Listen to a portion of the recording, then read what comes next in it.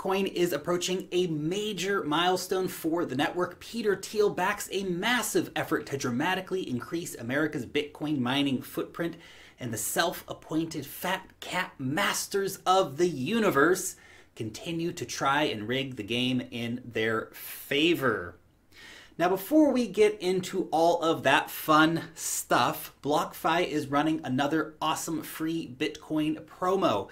You can get $10 in free Bitcoin for depositing a minimum of $100 in Bitcoin into your account and keeping it there until the end of the month.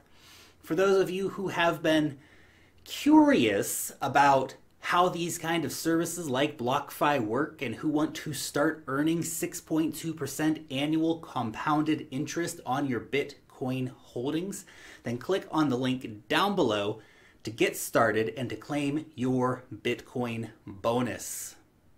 So, a massive, massive milestone is about to be reached in Bitcoin. The 18 millionth Bitcoin will be mined in the next few hours.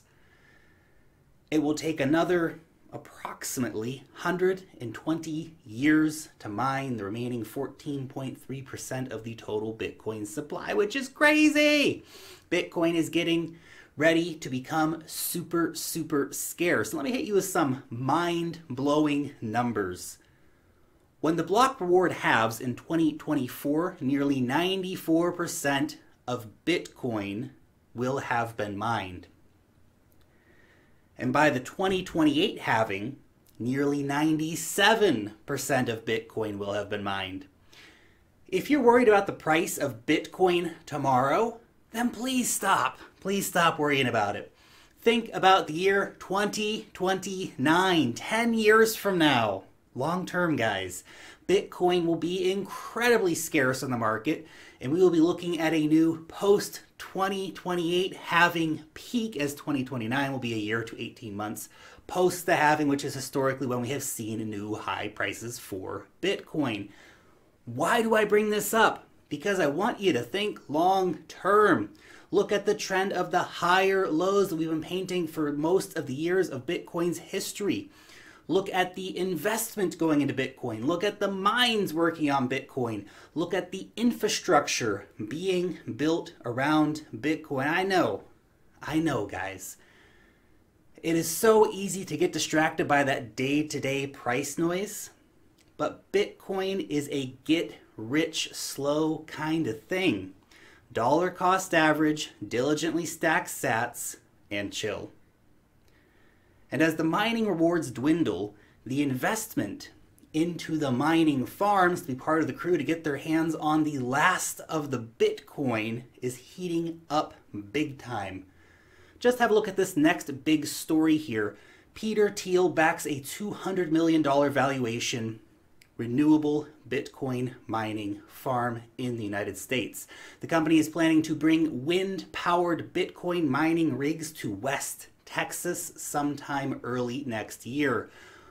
Well, it's super interesting to see Peter Thiel on board. The thing that I find really, really fascinating about this story is what they are intending to do.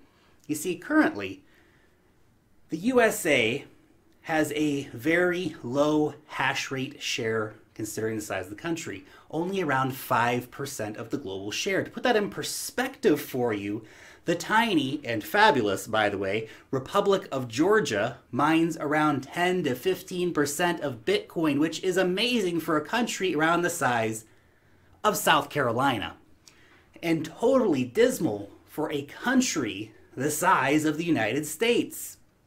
This new Bitcoin mining venture is aiming to bring the US share of Bitcoin mining hash rate up to 15%.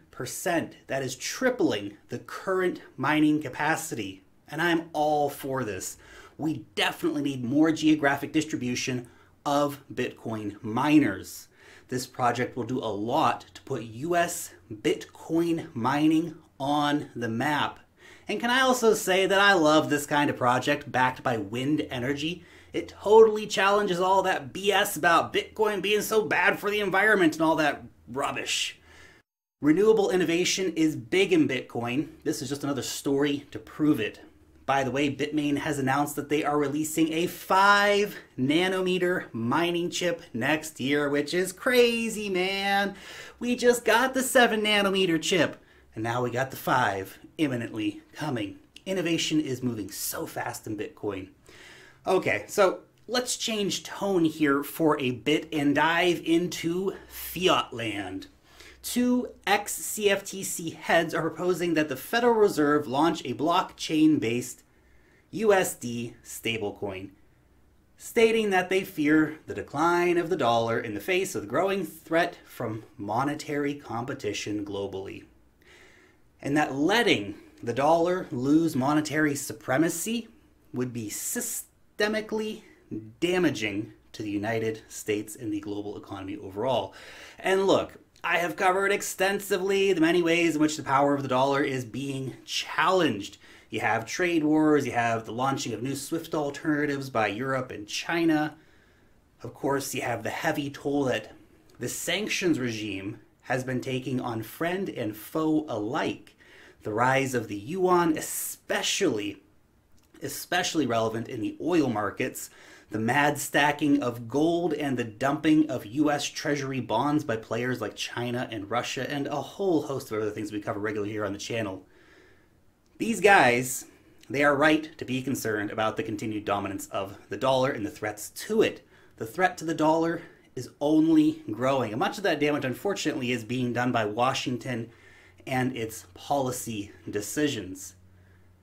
And look, I'm not excited at all about a government-issued fiat stablecoin, but this really shows that the idea is starting to be taken seriously. Remember, this announcement or this proposal from these ex-CFTC guys comes like about a week or so after congressmen in the US wrote to the Federal Reserve asking them to look into issuing a dollar stablecoin. It's a question of when, not if, this happens. Is it a threat to Bitcoin? No. No, it's not. It is still garbage fiat. The monetary policies of a tiny, unaccountable group still dictate the future of the dollar. None of us signed up for that. The next story I have for you is a perfect representation of that idea, and that is that QE4 has begun. A permanent open market operation has begun, which will last until at least mid next year. The Fed has had its first T-bill purchase, which was 4 times oversubscribed. In total, the Fed purchased about $7.5 billion in Treasury bills out of the $32.5 billion which were submitted to be bought. In other words, the operation was 4 times oversubscribed. In total, this new measure from the Fed will purchase $300 billion in Treasury bills.